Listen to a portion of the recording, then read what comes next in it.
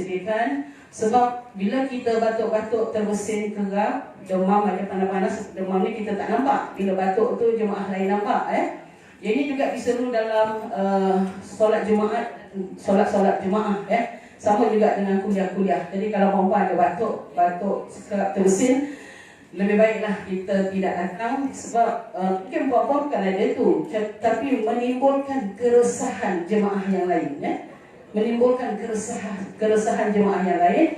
Jadi orang akan pandang kita ataupun akan jeling-jeling kita. Lebih baik kita duduk di rumah dan kita dengar daripada channel-channel yang disediakan. Tolonglah kalau ada yang batuk dan juga rasanya apa ni, yang dengan suasana sekarang ni semua orang resah, semua orang gelisah. Tahu dia kata yakin Allah yang bagi virus tu, tahu semuanya, semua faham. Okay, Ustaz, dah siap? Ready? Okey, alhamdulillah. Silakan Ustaz. Assalamualaikum warahmatullahi wabarakatuh.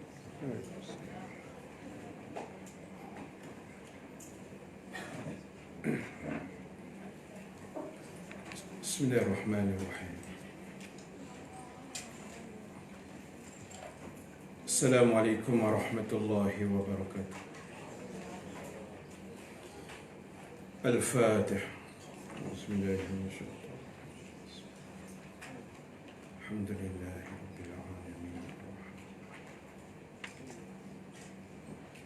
Iyyaka na'budu wa iyyaka nasta'in. Siratal ladzina an'amta 'alaihim.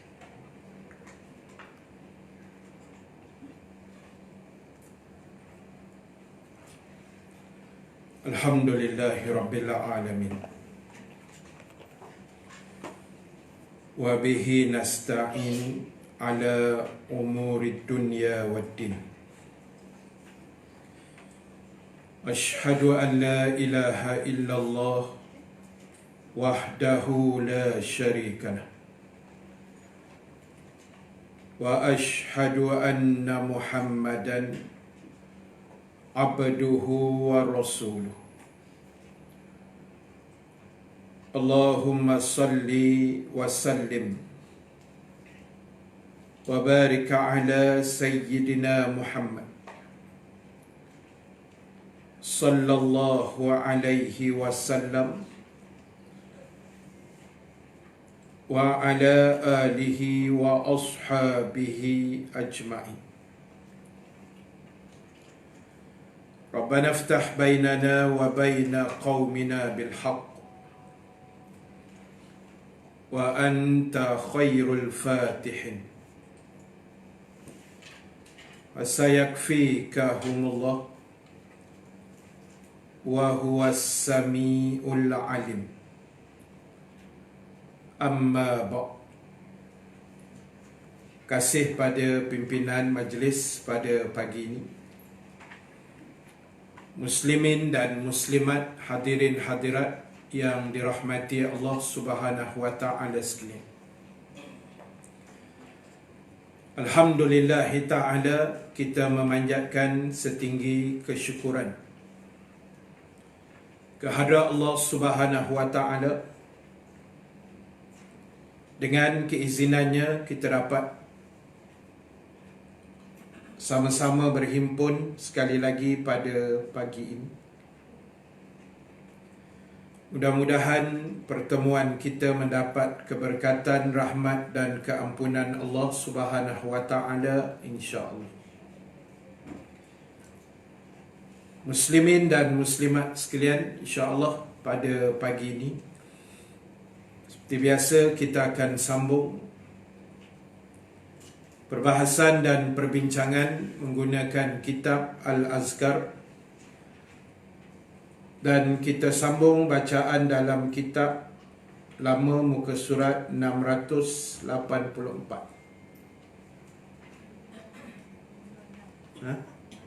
556. Satu lagi ada? Tak ada dua. 556 dan 684. Di bawah tajuk tindakan setelah mendengar orang mengumpat gurunya atau temannya atau lain-lain.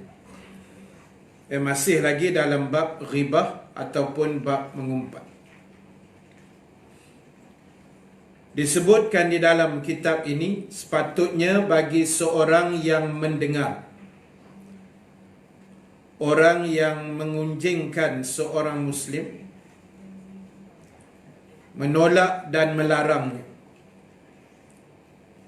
Ini asaslah. Maknanya bila kita dengar ada orang mengumpat dan sebagainya, asasnya kita kena tegur dalam bentuk mencegah dan melarang atau memberhentikan umpatan itu.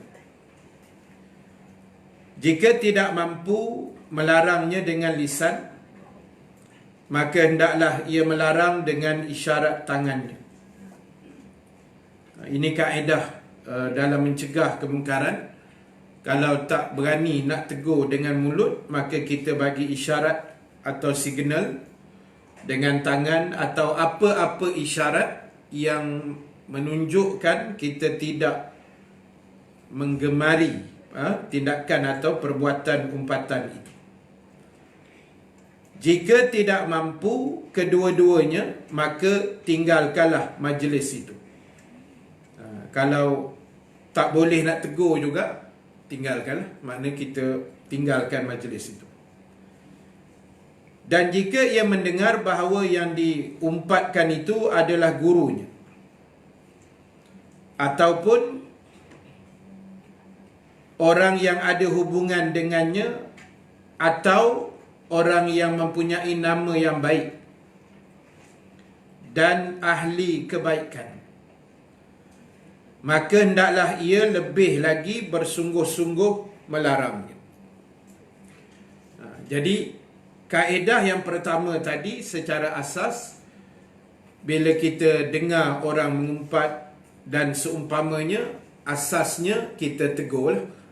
Sama ada tegur secara lisan, itu yang paling baik, atau kita menegur dengan perbuatan, isyarat tangan atau mungkin memek muka dan seumpamanya. Atau kalau tidak mampu juga, maka menegur dengan cara meninggalkan majlis itu. Ibarat sebagai tanda protes lah. Itu asas. Kemudian disebut tadi, apabila yang kita mendengar umpatan itu kepada guru-guru kita, kepada para alim ulama, orang-orang yang alim, ataupun ustaz-ustaz kita, ustazah kita, atau adik-beradik kita, orang yang kita kenali, saudara mara, mana orang-orang yang memang baiklah, dan kita kenal pula orang itu, dan kita tahu benda itu memang tak betul, maka tuntutan untuk menegur itu lebih kuat berbanding situasi pertama tadi. Maknanya kalau ia melibatkan guru atau kawan-kawan kita atau saudara mara, adik-beradik kita, maka itu lebih kuat untuk kita menegur dengan cara yang telah kita sebutkan tadi.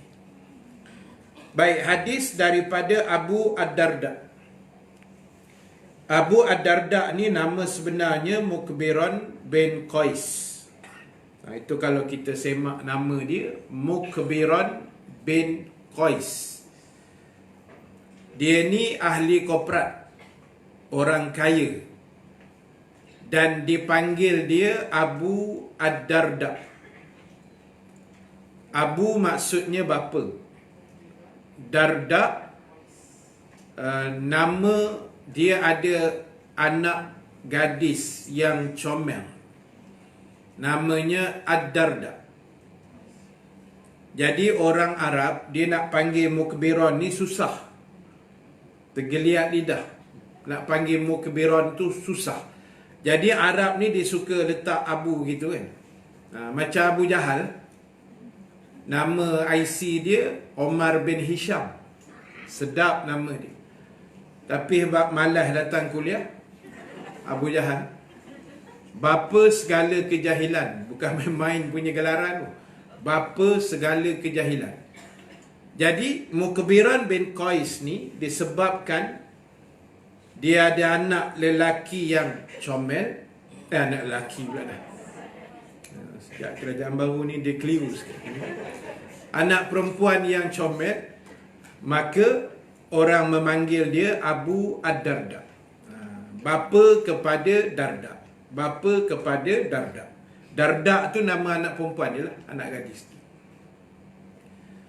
Sebab itu ada satu ungkapan yang pernah disebut oleh Abu Ad-Darda. Dia kata, wahai manusia, apabila kamu melihat orang yang mati,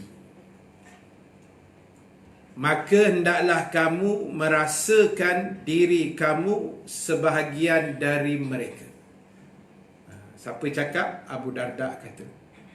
Bila tengok saja orang-orang yang mati, meninggal dunia, macam-macam hari-hari kita tengok, maka Abu Darda kata bila tengok tu, kita kena bayangkan kita ni sebahagian dari orang mati tu. Barulah ada rasa feel bersedia untuk mati.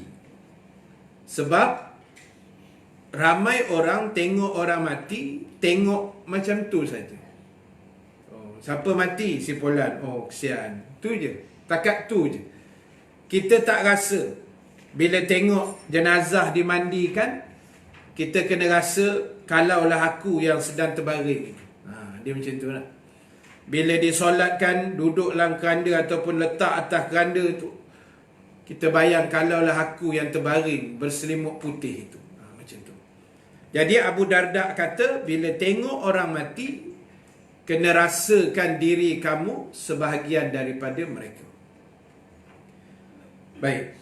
Abu Darda ni dicerita satu hadis daripada Nabi sallallahu alaihi wasallam. Baginda bersabda, man radda an irdi akhihi raddallahu an wajhihi nar yaumal qiyamah.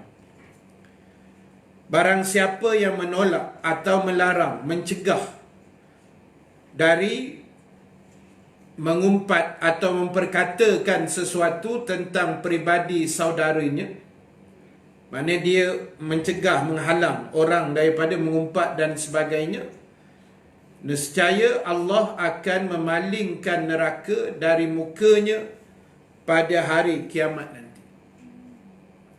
Ini kelebihan. Sebab itu kita kena ingat, apa sahaja yang kita buat di dunia ni,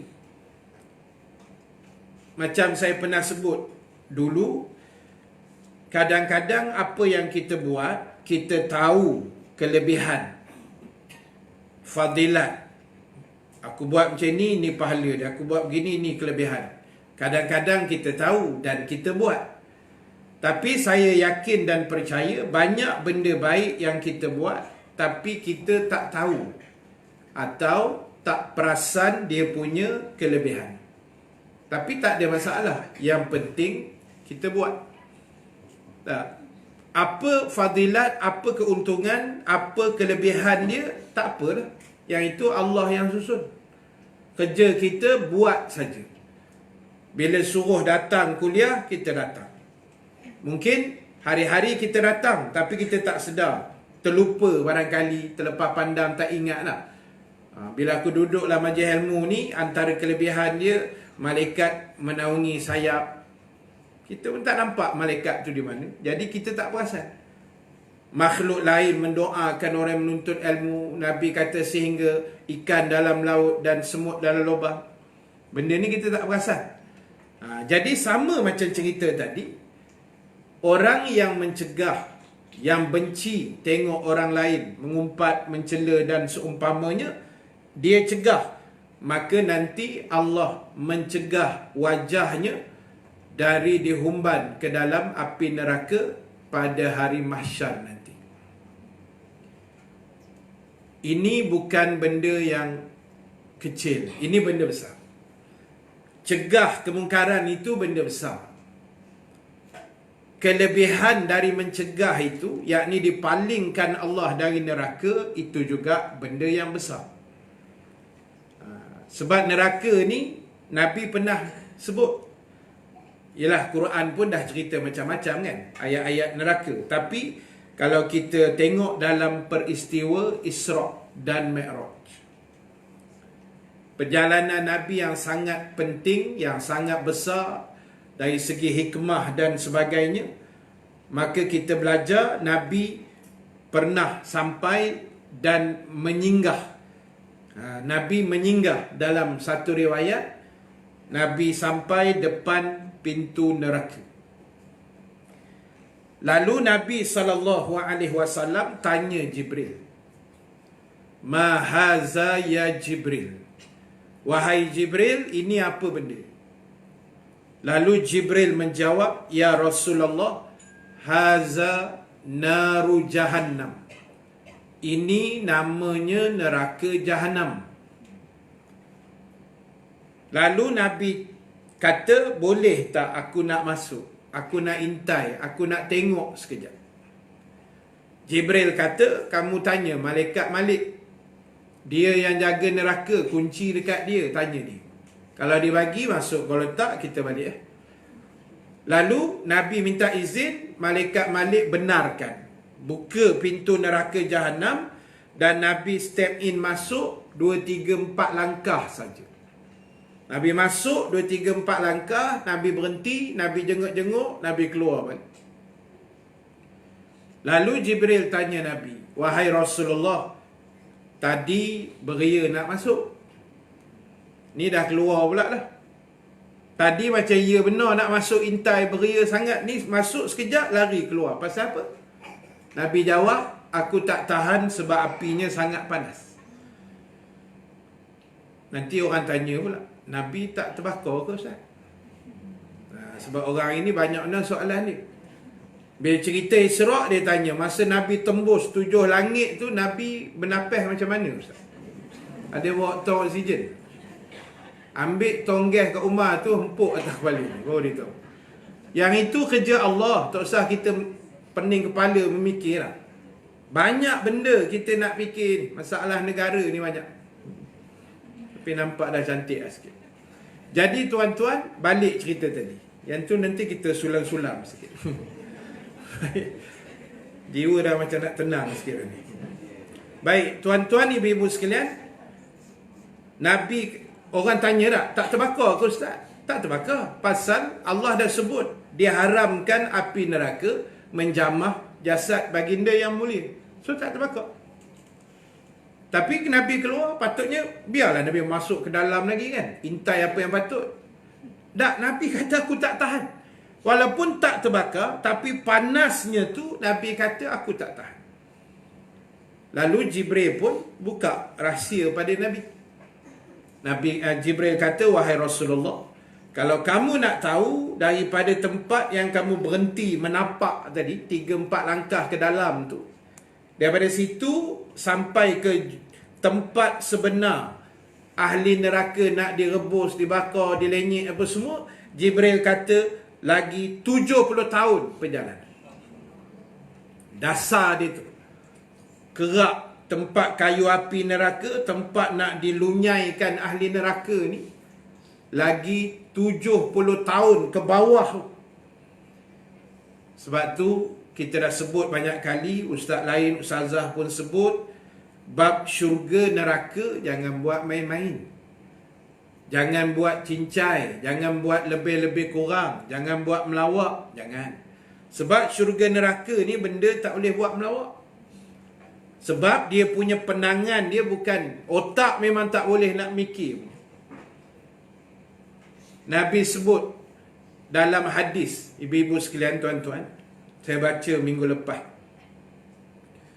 pakaian ahli neraka ni, Nabi kata pakaian tu dibuat daripada api. Baju ahli neraka daripada api. Lepas tu dia dah pakai baju tu, malaikat datang ambil air panas yang menggelegak punya, betul-betul menggelegak punya, curah atas kepala ahli neraka. Lalu Nabi kata bila curah saja air panas menggelegak dalam neraka, curah atas kepala ni, ubur-ubur ni, terus Nabi kata segala isi perut ni terburai, dan ahli neraka tu nampak benda tu keluar meleleh dekat kaki dia. Isi perut tu meleleh kat kaki, nampak. Nabi kata nampak. Dan lepas tu elok balik, curah balik, pakai baju, itulah kerja dia sampai ke sudah. Sampai bila? Tak tahu sampai bila. Na'udzubillah. Jadi sebab itu bila balik hadis tadi ni, Abu Darda kata berdasarkan hadis Nabi, siapa yang mencegah kan, yang membenci benda-benda yang tak baik ni, Allah akan palingkan wajahnya daripada api neraka di akhirat nanti, insya-Allah. Baik, sambung hadis. Imam Bukhari dan Muslim meriwayatkan satu hadis tentang cerita Utbah, atau satu riwayat lagi sebut Itban, menurut kaul yang masyhur. Antara hadis yang panjang disebut qaman nabiyyu sallallahu alaihi wasallam yusalli faqalu aina Malik bin Dukhshum faqala rajulun dhalika munafiq la yuhibbu Allah wa rasulahu faqala an-nabiy sallallahu alaihi wasallam la taqul dhalik ala tarahu qad qala la ilaha illallah yuridu bidzalika wajh Allah. Nabi sallallahu alaihi wasallam berdiri untuk mengerjakan solat. Nabi dah bersedia nak solat, lepas tu Nabi, para sahabat bertanya, mana Malik bin Dukhshum? Sebab diorang tak nampak lah Malik tu kan. Jadi diorang tanya, mana Malik? Lalu seorang lelaki lain menjawab, orang itu adalah munafik yang tidak mencintai Allah dan Rasul. Dia tembak ke kawan tu, kata munafik. Munafik satu hal, munafik yang tidak mencintai Allah dan Rasul. Itu maknanya berat sangat. Lalu Nabi SAW bersabda, jangan kamu berkata demikian. Apakah kamu tidak melihatnya menyebut kalimah la ilaha illallah, tidak ada Tuhan selain Allah, yang mana kata Nabi dengan ucapan itu ia mengharapkan keredaan Allah. Jadi maknanya dalam kisah ini Nabi pesan pada sahabat, jangan tembak kawan tu lebih kan. Munafik satu hal. Yang kedua, dia kalau betul dia munafik tak apalah. Munafik satu hal. Lepas tu munafik yang tidak mencintai Allah dan Rasul. Maknanya beratlah tuduhan tu dah. Lalu Nabi kata, bukankah dia ni pernah menyebut kalimah la ilaha illallah? Dan bila manusia ni sebut la ilaha illallah, tidak ada Tuhan selain Allah, maknanya itu lafaz yang dia ucap untuk cari redha Allah. Jadi tak sah buat kata macam tu. Nabi tak sukalah. So maksudnya manusia ni ialah dia memang ada kelemahan, kekurangan, kelebihan. Kita ni sendiri pun ada baik buruknya. Ada benda salah silap yang kita buat. Dan manusia lain pun ada salah silapnya. Tetapi Islam ajar kita adab. Islam ajar kita akhlak. Islam ajar kita tingkah laku yang baik. Sebab apa, ibu-ibu sekalian, tuan-tuan? Sebab akhir zaman ni kita tengok kadang-kadang benda-benda macam ni sudah hilang. Dari sudut kemuliaan akhlak yang dibina sudah makin luntur. Saya pernah sebut, kalau kita tengok dalam Facebook kan, terutama Facebook lah, bila tang komen-komen tu kadang-kadang kita nak baca pun takut. Kadang-kadang komen yang orang kata tak bertapis lah kan. Orang boleh type apa dia nak, dia tembak aje. Kadang-kadang komen yang seolah-olah macam tak ada Tuhan pun ada ayat dia tu. Komen dia tu. Komen yang tak tahu dosa pahala kan. Fitnah orang, hina agama, hina Nabi. Kadang-kadang yang buat tu orang Islam. Kalau orang kafir tu satu hal lah. Orang Islam sendiri. Ada viral 2-3 hari ni orang kafir hina Kaabah tu. Ada tengok? Dia letak clown dekat atas Kaabah. Lepas tu dia macam menyindir lah. Dia suruh pergi situ. Oops, dia kata, Sekarang dah tak boleh masuk katanya. Kita tengok pun terbakar. Jadi sebab itu benda-benda macam ni, ini melibatkan akhlak. Sebab akhlak ni kita kena ingat, Nabi kata antara perkara yang boleh memberatkan neraca timbangan kita, yang boleh jadi tukang top up neraca timbangan kita jadi berat, Nabi kata ialah akhlak yang mulia. Akhlak ni dia boleh memberatkan timbangan tu. Sebab itu penting akhlak yang baik. Baik daripada bawah ni, macam kita orang awam, sampailah peringkat pimpinan yang paling tinggi. Kok mana pun adab, akhlak mesti kena jaga.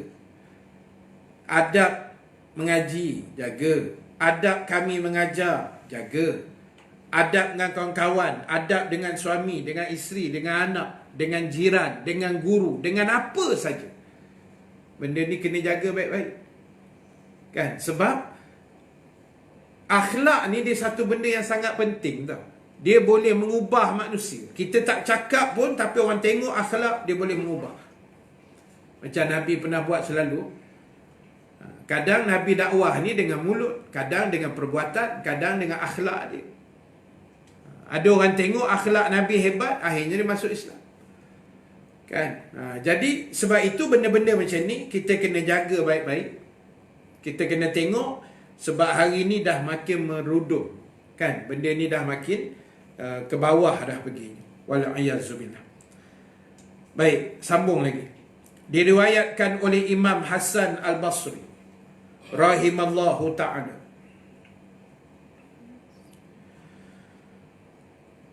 Ais bin Amru adalah salah satu antara sahabat Nabi sallallahu alaihi wasallam. Ia bertemu dengan Ubaidillah bin Ziyad. Lalu Ubaidillah berkata padanya, "Wahai anakku." Ini dia bahasalah. Dia manggil dia anak. "Wahai anakku, aku telah mendengar daripada Nabi sallallahu alaihi wasallam baginda bersabda, Inna syarrar ri'ai al-hutamah, fa iyyaka an takuna minhum." Sesungguhnya pengembala yang paling buruk ialah hutamah. Yakni maksud hutamah itu menginjak-nginjak hak orang lain tanpa hak. Maknanya ambil hak orang yang bukan hak kita lah. Itu maksud hutamah. Mana buat zalim pada manusia, ambil hak ke apa macam-macam.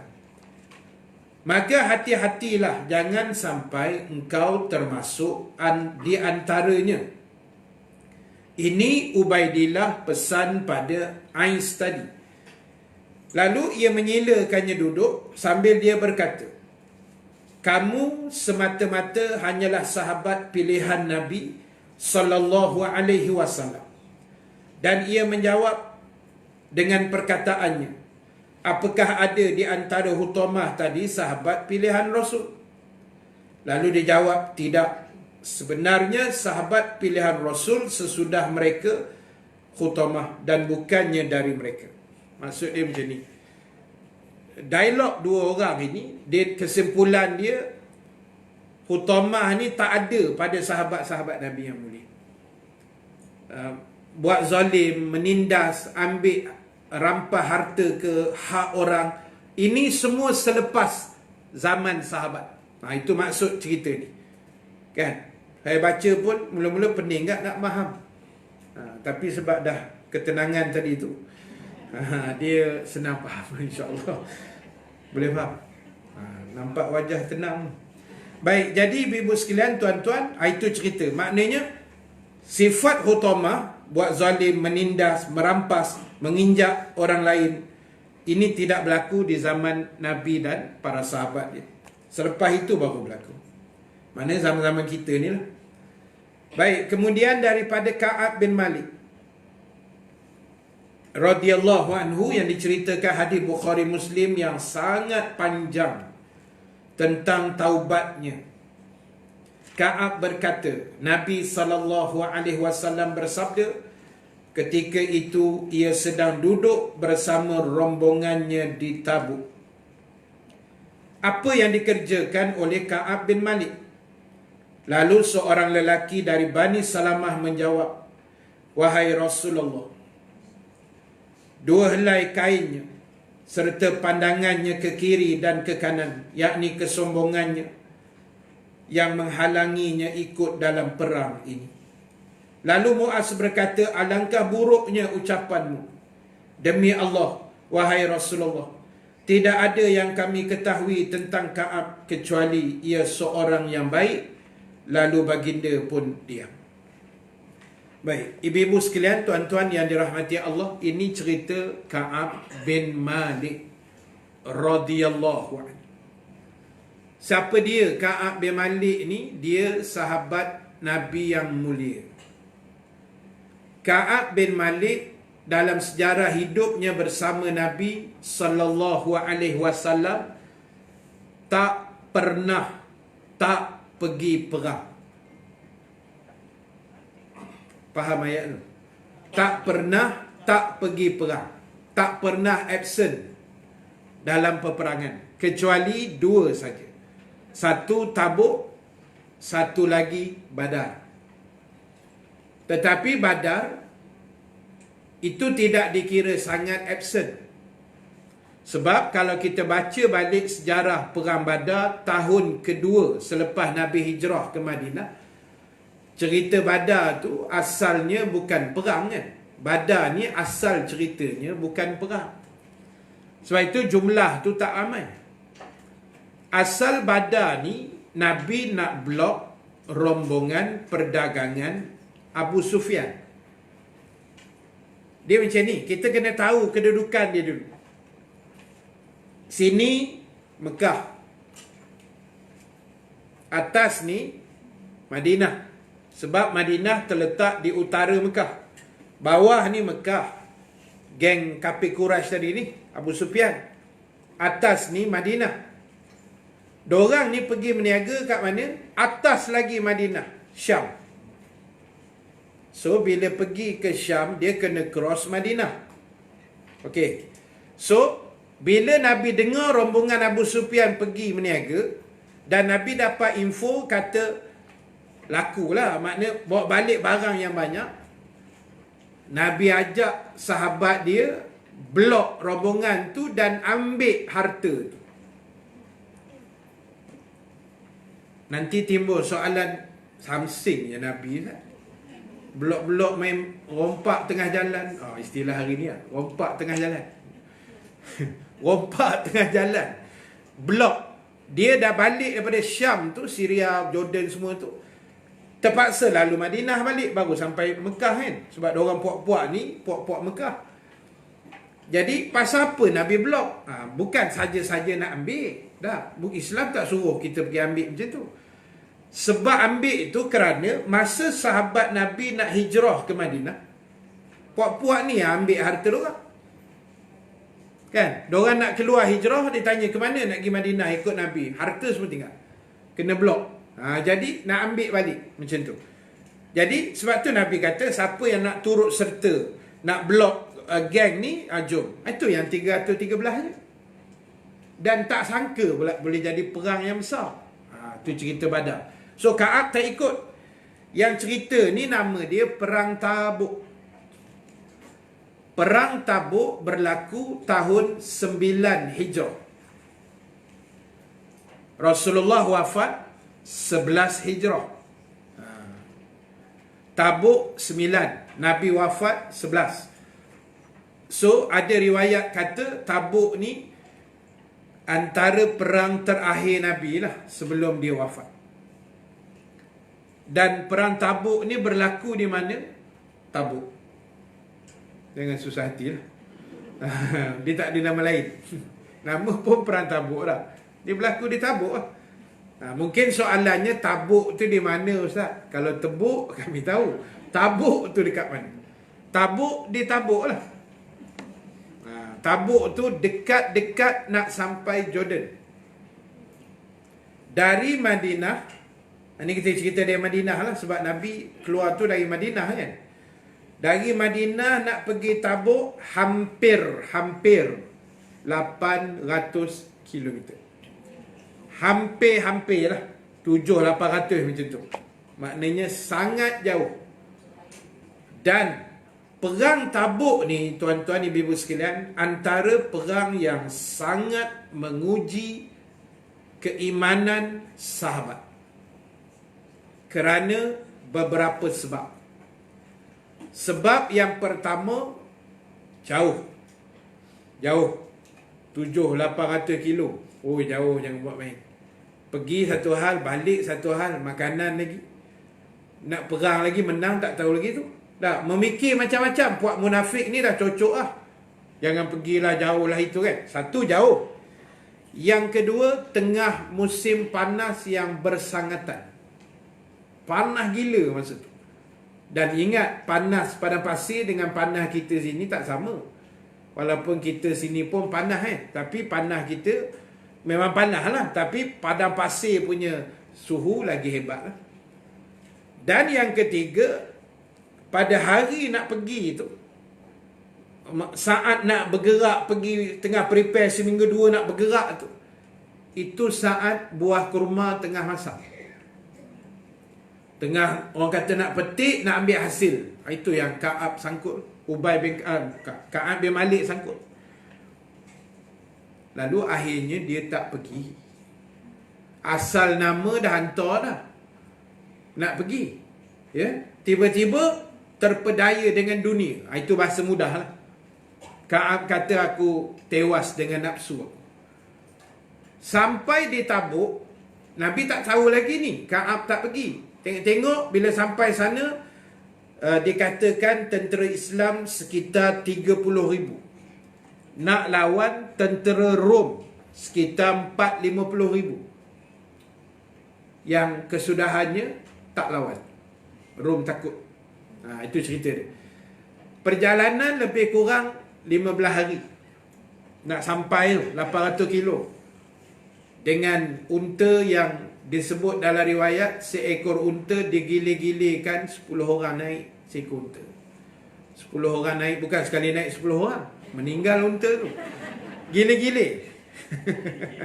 Seorang naik sampai berapa minit ke tukar. Unta tak berhenti, orang tukar. Punya susah kan. Jadi perjalanan pula lebih kurang 2 minggu. Jarak 700-800 kilo. Kelengkapan pun tak apa lengkap. Akhirnya bila sampai Tabuk, Nabi tanya, mana Ka'ab? Sebab Ka'ab ni sahabat, ni lah sahabat yang top list lah, yang calon-calon lah macam tu kan. Dia sahabat yang hebat lah, yang ada nama. Sahabat dipanggil kibarus sahabah, sahabat yang besar-besar.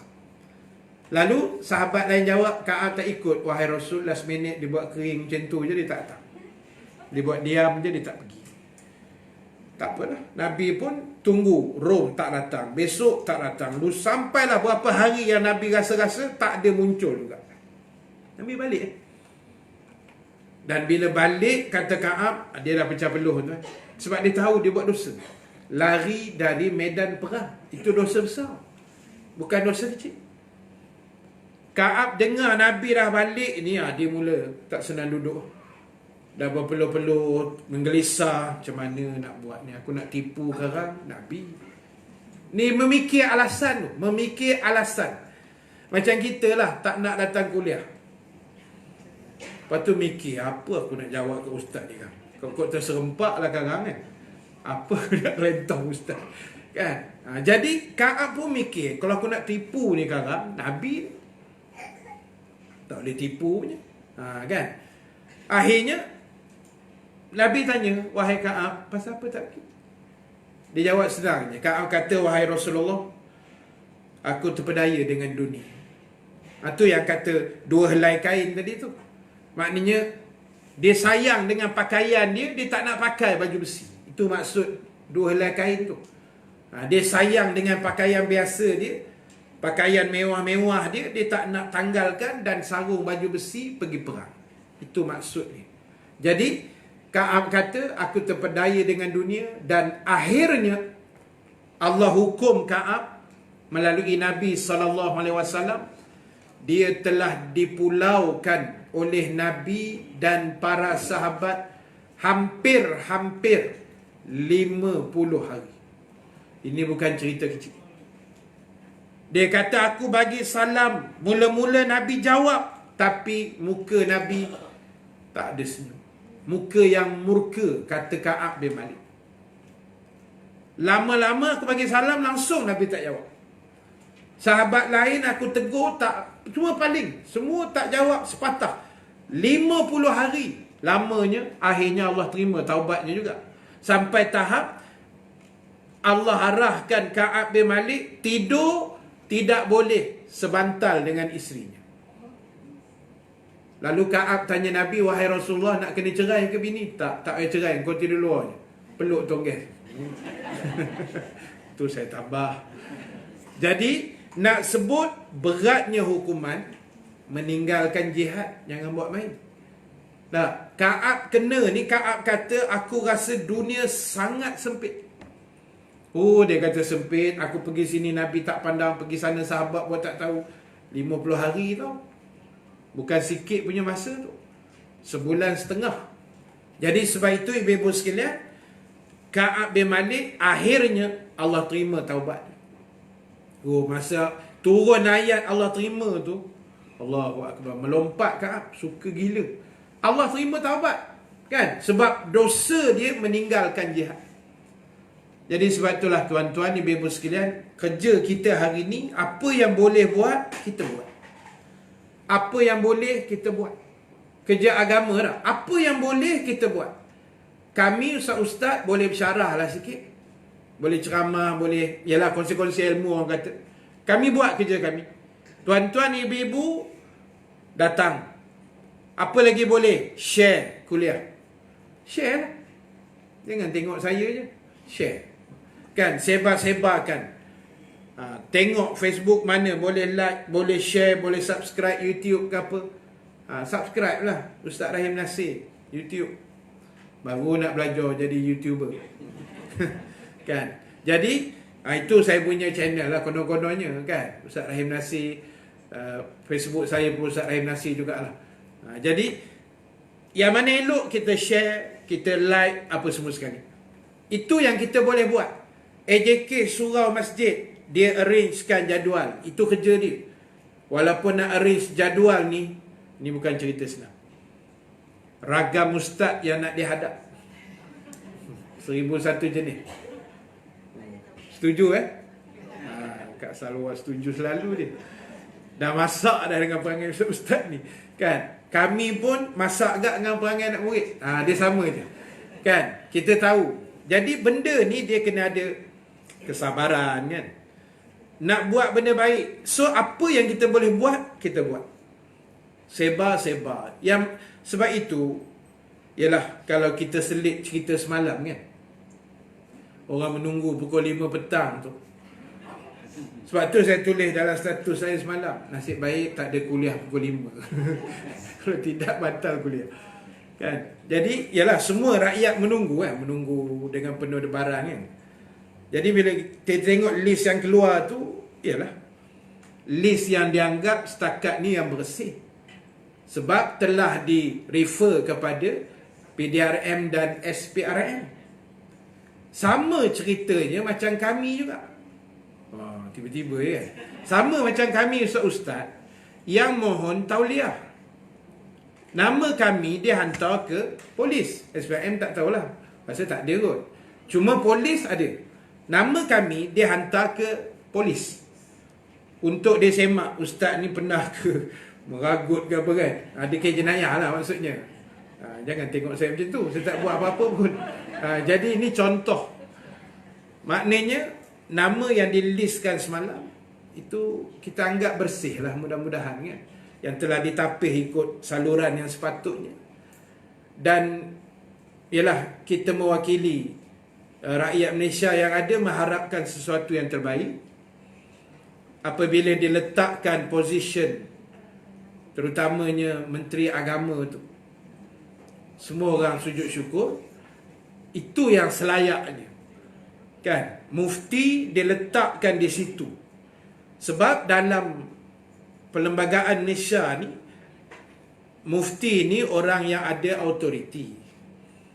Jadi besok saya membayangkan bila bersidang parlimen nanti 18 Mei nanti, lambat lagi, orang nak belasah mufti pun tak apa berani kan. Orang nak kutuk Menteri Agama kan, tengok mufti kat depan, tobat tak berani saya rasa kan. Nak cakap pun terpaksa kan, slow-slow, nak tempik-tempik macam biasa tak berani lah saya rasa. Tu hebat juga Perdana Menteri tu dipilih tu kan, gabungan tu nampak cantik. Jadi kita doa yang terbaik, sebab itu yang kita harap kan. Kita dah letih dah dengan apa yang ada, agama dihina, bangsa dipermain-mainkan dan macam-macam lagi lah. Cuma nak sebutnya, semua pihak kena buat kerja. Sebab tu penting bila ada kuasa, tak kira lah menteri ke, menteri kanan ke, timbalan menteri ke apa, masing-masing ada portfolio, jaga elok-elok lah. Itu amanah, bukan benda-benda seronok. Kepimpinan tu dia amanah. Sebab itu bila orang terima tu jawatan, kita ucap tahniah dan takziah, dua-dua sekali. Itu sebenar aturan ni memang macam tu. Bila saya baca semalam, ada satu sahabat Facebook, dia tulis gitu. Lepas tu ada orang komen, kenapa ucap takziah? Jadi ialah sebab yang sahabat tu anak murid kita kan, dia ulas tu kemah lah macam ustaz mula. Dia kata tahniah sebab mendapat jawatan, takziah tu sebab memikul amanah.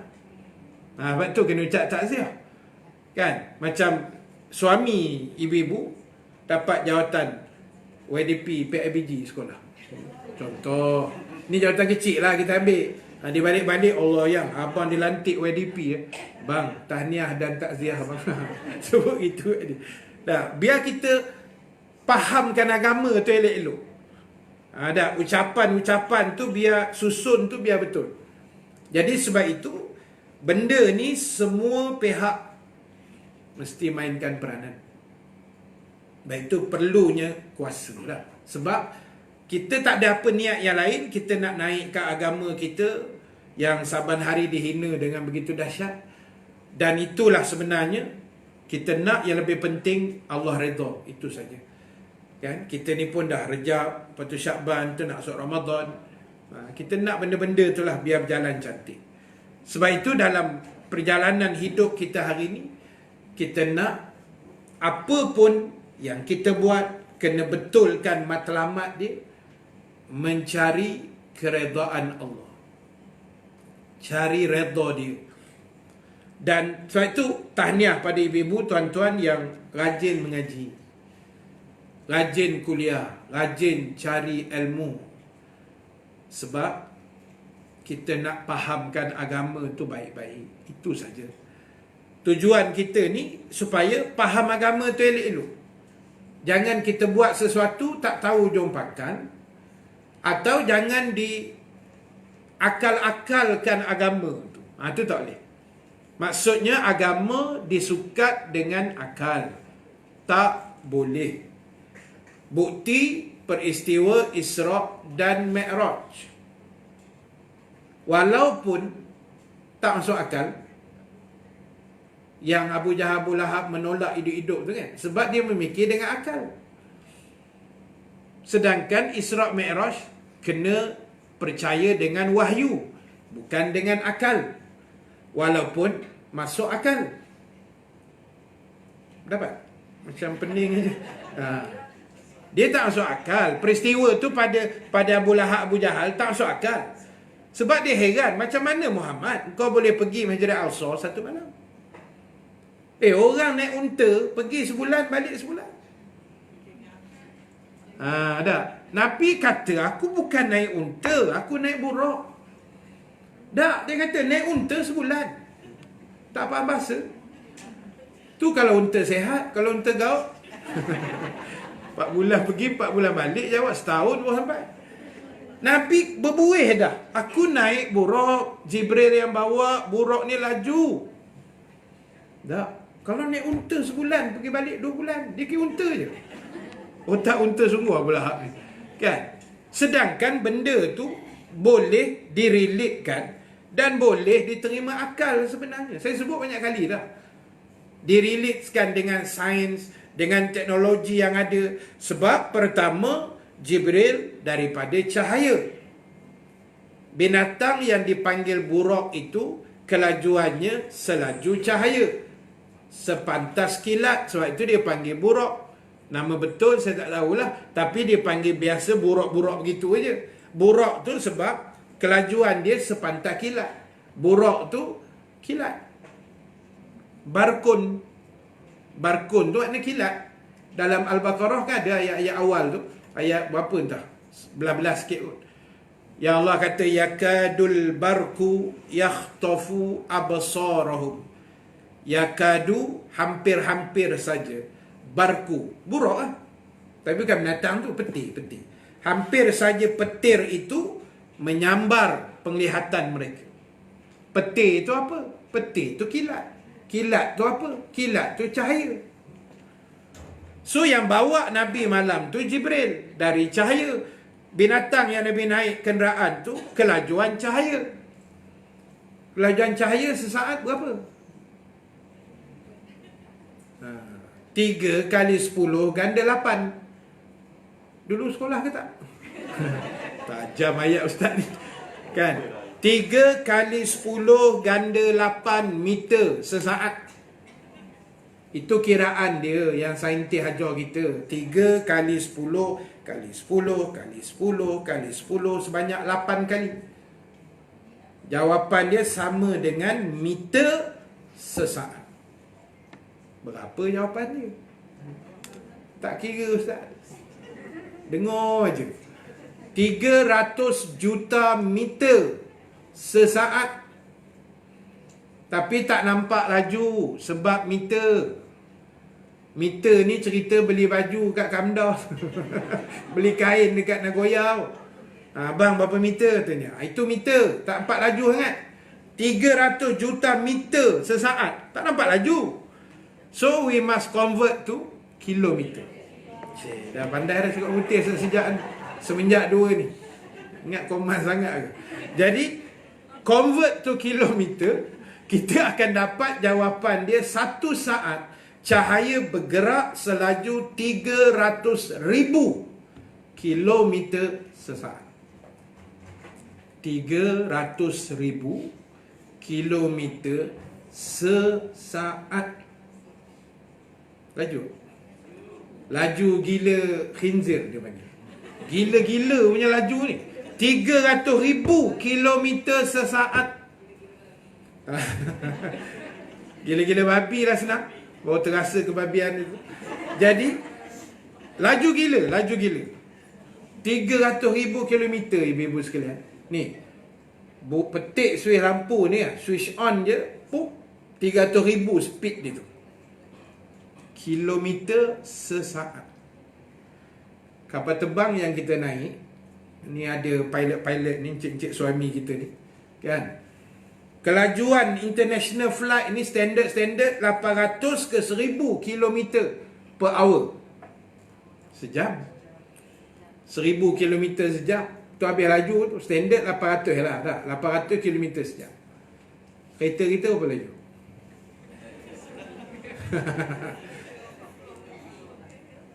Meter ada berapa? 260. Kereta saya ada 260 meter. Bawa ada 260. 200 pun sambil mengucap 2 kali syahadah kan. Tu pun dah rasa laju. 200 laju. Walaupun tak terasa kan. Memang sebab tak terbalik. Terbalik pun kau rasa laju ke tidak. Jadi macam tu punya laju. Apa yang kita nak herankan? Sebahagian malam. Tu kena belajar Isra'. Isra' bukan pergi lepas maghrib, balik betul-betul bang subuh tu. Tak. Disebut lailan maksudnya sebahagian malam. Bukan seluruh sepanjang malam. Itu bahasa Arab. Subhanallazi asra bi abdihi lailan. Lailan itu ulama tafsir sebahagian malam sahaja. Habis sepanjang malam dia panggil apa Ustaz? Dia ada alif lam depan dia. Al-lail. Al-lail. Alif lam, lam ya, lam. Al-lail itu seluruh malam, maghrib sampai subuh. Tapi ayat itu asra bi abdihi lailan, sebahagian malam. Sebahagian tu berapa jam? Wallahu ta'ala a'lam. Mungkin sejam, mungkin 15 minit, mungkin 3-4 jam, tak tahu. Sebab masa tu Allah punya kan. Sebab itu perjalanan malam tu berdasarkan Isra' itu sebenarnya sunnah kita bermusafir malam. Habis balik kampung siang berdosa ke Ustaz? Dah kena terang Ustaz lagi. Dia buat logo bendul gitu. Dia kata habis kalau balik kampung raya besok ni siang Ustaz berdosa. Dah. Sunat dia malam. Sebab Nabi Isra' malam. Perasan tak ibu-ibu bila kita musafir malam kita rasa cepat sampai? Pasal lena. Yang matinya driver tu. Co-pilot memang lena sentiasa dia. Nama je co-pilot, tak pegang steering pun. Tak, yang nanya pilot tu. Bang, sampai dah kampung tu. Memanglah kau tidur tak sedar diri kan. Memanglah cepat pula rasanya. Sedap ayat dia kan. Yang kawan terkebir-kebir bawa kereta. Jadi bila musafir siang ni, mata kita menengok keliling. Nengok pokok, nengok orang accident, nengok tol, nengok itu, nengok ini tu. Yang bila nak sampai? Loh, baru sampai Bentung katanya. Kan, lambat sampai Kelantan lagi. Pasal mata menengok nampak. Tapi bila malam, tak ada apa nak dia tengok kan. Tidur dalam bas. Tak tahu dah sampai. Itu seronok musafir malam. Saya pernah pengalaman, ni pengalaman saya. Saya kuliah typing dulu, Masjid Telekom typing kan. Dululah 10-15 tahun lepas. Kadang saya pergi naik kereta, kadang saya pergi naik bas. Naik bas ni seronok pasal driver dia. Kan, daripada typing naik bas pukul 12, last bus. Biasa sampai Jalan Duta tu 5 pagi lah. 5, 4:30, 5 macam tu lah, subuh sampai. Jadi pernah satu hari tu letih punya pasal. Letih punya pasal, saya sampai Jalan Duta ni tak sedar. Walaupun driver dah panggil kan, sampai dah turun tak sedar. Tahu-tahu sampai workshop. Gelak. Sampai workshop. Dah malam tu lepas kuliah terkedarah nasi goreng kan, dengan kuih tiaw apa semua, perut dah kenyang. Naik bas terus syahid. Memang tak sedar gila. Kan, tahu-tahu dia kejut. Bang, sampai workshop lah katanya. Dekat Keramat. Kan bengkel marah kat Keramat kan. Padahal muka aku naik teksi pula, bayar double masa tu. Pergi Jalan Duta balik, ambil kereta kan. Kereta tinggal situ. Itu pengalaman kuliah lah. Jadi nak sebut, musafir ni sunat malam lah. Jadi Isra' ajar kita, apa pun jangan guna kepala otak. Agama tak boleh guna otak. Agama mesti wahyu. Kan? Dia tak boleh pandai-pandai. Pandai tak boleh. Jadi orang pandai boleh. Pandai-pandai tak boleh. Memandai-mandai tak? Itu tak boleh. Jadi sebab itulah tuan-tuan, ibu-ibu sekalian, itu benda dia yang kita kena jaga, kita kena faham. Baik, saya nak habiskan sikit 5 minit lagi. 2 hadis tu. Kita laju sikit lah macam buruk. Baik, kemudian daripada Jabir bin Abdullah bin dan Abu Talhah radhiyallahu anhu. Apa ceritanya?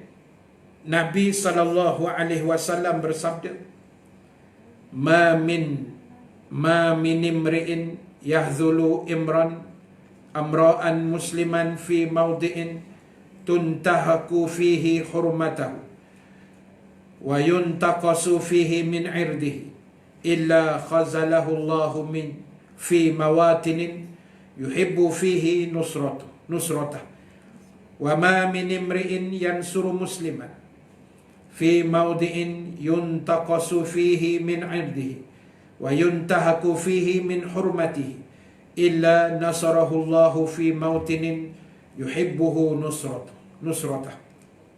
Tidak ada seorang pun yang menghina seorang Muslim pada suatu tempat, harga dirinya diperkosa dan dinilai peribadinya dikurangi, melainkan Allah akan menghinakannya pada suatu negeri yang diinginkannya ia mendapat pertolongan. Dan tidak ada seorang pun yang menolong seorang Muslim pada satu tempat di mana nilai peribadinya dikurangi dan harga dirinya diperkosa, melainkan Allah pasti menolongnya pada suatu negeri yang diinginkannya ia mendapat pertolongan. Maksudnya di sini, kalau kita buat baik kok mana gaya pun Allah akan tolong. Itu je ceritanya. Kalau kita buat jahat, hina orang, Allah pasti hina kita. Walaupun di negeri yang orang menyanjung kita. Itu maksudnya. Atau kita ni dihina di tempat itu, tapi kalau kita buat baik, Allah akan tolong. Walaupun di tempat yang orang hina kita, Allah akan muliakan kita. Kesimpulannya di situ, hidup jangan menyombong diri. Itu je. Kan? Hidup ni tak usah sombong, tak usah rasa hebat, tak usah rasa besar sangat, tak usah rasa kita lah segala-gala, orang lain semua tak betul, kita seorang je betul. Jangan. Banyakkan istighfar, banyakkan selawat, biar kita ni sedar diri. Sebab kadang-kadang kita ni terpedaya dengan syaitan. Kan? Syaitan ni dia pandai, dia cocok-cocok kita ni pula jenis orang awam biasa je. Bukan tahap ulama' ke wali-wali. Syaitan ni dia hantar prebet. Dia tak payah hantar dia punya ketua-ketua yang tinggi. Dia hantar prebet je racun kita, selesai masalah. Tengok yang bunuh abang, masuk lantong, lepas tu bos simen tu kan, kat Sungai Petani. Punca baju je. Baju tu awek dia bagi kat dia, abang ni suka pakai, nak jadi sebab, bergaduh-bergaduh, ambil pisau daging, tetap. Abang ni mati, bos lantong air biru tu. Malam tu pancur simen, pergi tuang simen lah tu. Benda kecil, tapi bila setan masuk, dia jadi besar. Benda boleh settle lah, tumbuk sekali sudah. Kalau geram sangat kan, bukan kabur tumbuk dah balik. Tapi setan cocok apa barang tumbuk, ambil pisau, bunuh. Setan lah, setan memang setan. Setan betul setan ni, dia memang jahat. Tengok ada setan ni marah ni. Kan? Jadi kita ni pun jangan sombong, sebab setan ni dia senang nak masuk. Oh jangan kan, dia senang nak masuk. Baik, akhir sekali, Muaz bin Anas, Nabi bersabda, saya baca maksud, siapa yang menjaga atau memelihara seorang yang beriman dari munafik, seingatku ia bersabda sambungannya, Allah Ta'ala akan mengirim malaikat yang memelihara dagingnya dari neraka Jahannam pada hari kiamat.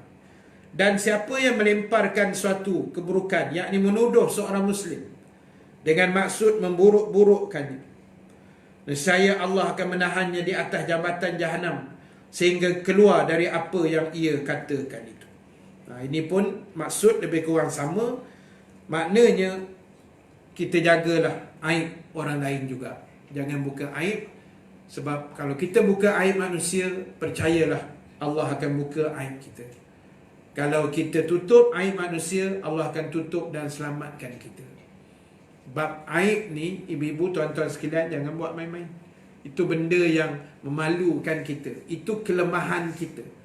Sebab itu aib ni tak usah buka. Kok mana pun, wa imam suami isteri sekalipun. Kita ada aib kita yang dulu-dulu kan, zaman-zaman sekolah ke apa, tak usah cerita lah kat suami. Sama sebaliknya, simpan je benda tu kan. Sebab benda tu kadang-kadang bila bercerita ni, dia akan jadi benda lain. Kadang-kadang lebih tak elok, negatif dan sebagainya. Jadi tuan-tuan, ibu-ibu yang dirahmati Allah, itu yang saya boleh share sedikit insya-Allah pada pagi ini. Mudah-mudahan ada kebaikan, ada manfaat yang boleh kita ambil bersama-sama. Dan insya-Allah panjang umur, kita sambung 2 minggu akan datang dalam bab ghibah dalam hati. Mengumpat Ustaz, tapi dalam hati je, tak keluar suara. Okey tak? Okey tak okey, nanti kita tengok. Ni pun banyak kan ni kan. Saya mana ada ngumpat Ustaz, saya diam je, tapi hati dia kan, dia punya tonyoh tu lagi teruk daripada mulut. Jadi yang tu kita bincang nanti insya-Allah. Dan ada beberapa pengumuman ringkas sebelum saya serah kepada Puan Pengerusi. Sekejap 2-3 minit. Yang pertama, kutipan. Macam biasa saya minta maaf, kutipan van tu tak selesai lagi. Van anak-anak autisma tu dan tabung kebajikan sekali ya. Jadi tuan-tuan ibu-ibu yang nak menderma pagi ni, boleh niat kebajikan dan wakaf van anak-anak autisma. Dan yang kedua, di luar sana kita ada jualan. Yang pertama, wakaf kitab macam biasa, RM55 untuk kita wakafkan ke sekolah-sekolah pondok. Dan yang kedua, jiran saya yang jual rempeyek apa semua tu lah, yang ibu-ibu beli selalu tu, pun ada juga kuih loyang, goyang dan sebagainya di luar sana, kuih ros, untuk bantu beliau lah, tambah-tambah sumber pendapatan. Dan yang ketiga,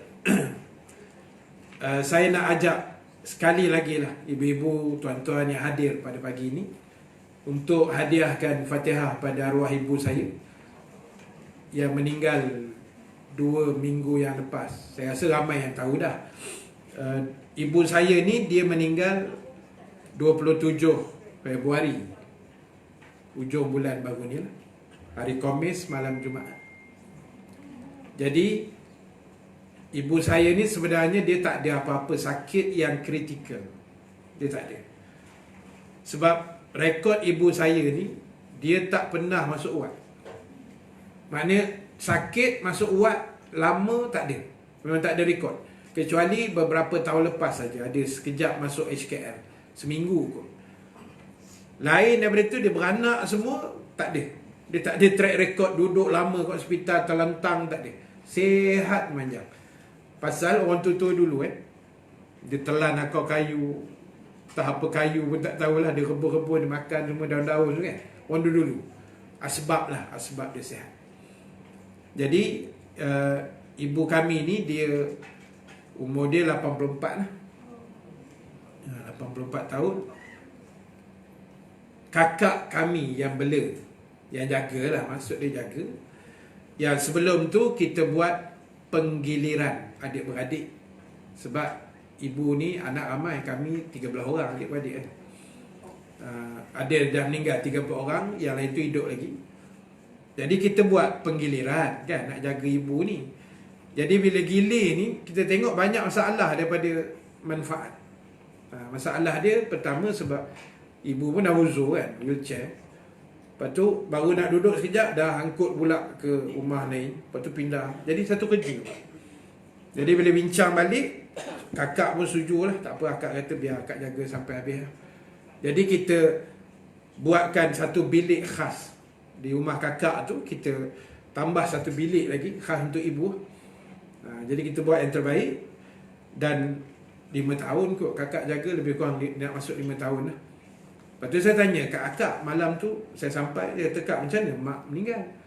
Dia kata, "Tak ada, macam biasa, mak baring-baring atas katil."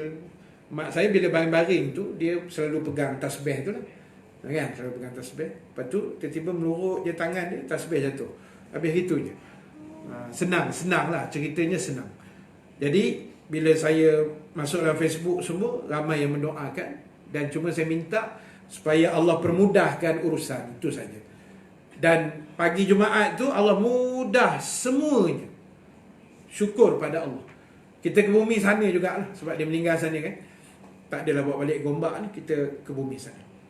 Daripada memandikan, mandi ni semua anak-anak perempuan, kakak-kakak saya yang mandi kan.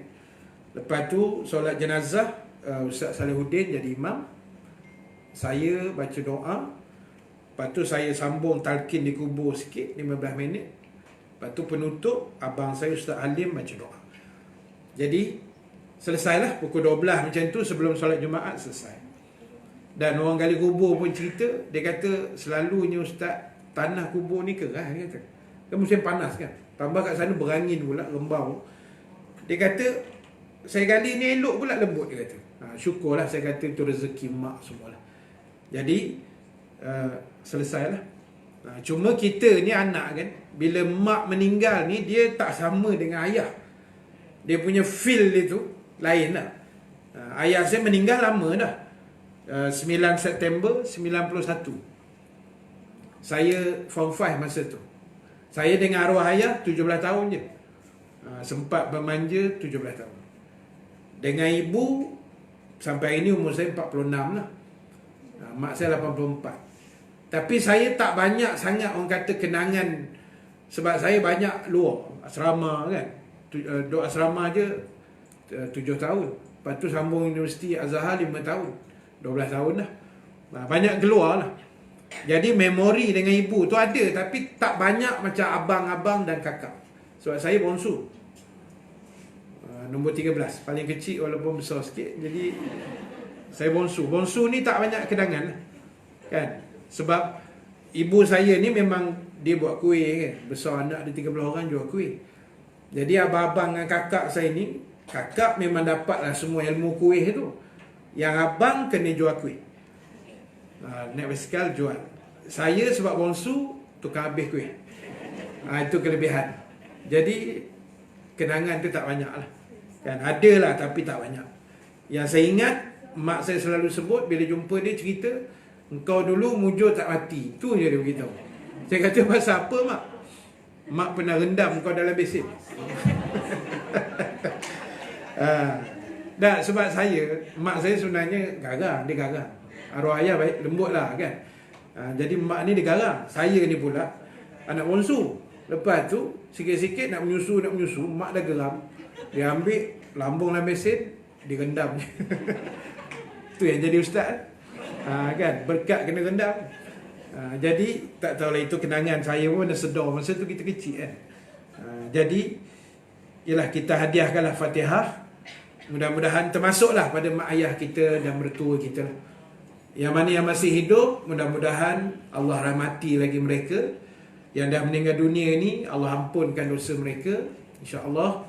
Allah lapangkan kubur mereka, Allah jadikan kubur mereka terang benderang dan menjadi taman-taman syurga lah, insya-Allah, seperti mana yang disebut oleh Nabi sallallahu alaihi wasallam. Dan di akhirat besok Allah masukkan mak ayah kita dan mertua kita ni ke dalam syurganya, insya-Allah. Dan nama ibu saya Hajah Hindun binti Husin, insya-Allah. Al-Fatihah. A'udzubillahi minasyaitonirrajim. Bismillahirrahmanirrahim. Alhamdulillahirabbil alamin. Arrahmanirrahim. Maliki yaumiddin. Iyyaka na'budu wa iyyaka nasta'in. Ihdinas siratal mustaqim. Siratal ladzina an'amta 'alaihim ghairil maghdubi 'alaihim waladdallin. Bismillahirrahmanirrahim. Alhamdulillahirabbil alamin. Wassalatu wassalamu ala asyrafil anbiya'i wal mursalin Sayyidina Muhammad wa ala alihi wa sahbihi ajma'in. Allahumma ja'al jama'ana haza jama'an marhuma wa tafarruqana min ba'dihi tafarruqan ma'suma wa la taj'alillahumma fina syaqiyan wa la mahruman wa la matruda. Allahumma barik lana fi Rajab wa Sya'ban wa ballighna Ramadan ya akramal akramin. Wa sallallahu ala sayyidina Muhammad wa ala alihi wa sahbihi ajma'in. Walhamdulillahi rabbil alamin. Assalamualaikum warahmatullahi wabarakatuh. Waalaikumsalam warahmatullahi wabarakatuh. Cuma patutlah sihat Ustaz kan, dia kecil tu kuat susu bagi rendam. Manja sangat, nak sampai ke besar, sampai ke tua besar.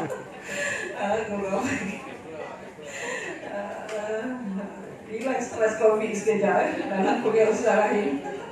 Okey Bapak, satu dia malam ni jangan lupa ya, untuk kita ada malam ni ada program Maulid, Majlis Maulid Bulanan ya, pada malam ni selepas solat Isyak. Yang kelapangan sudah hadirlah ya, untuk kita sama-sama hadir di Majlis Maulid memperingati Nabi sallallahu alaihi wasallam.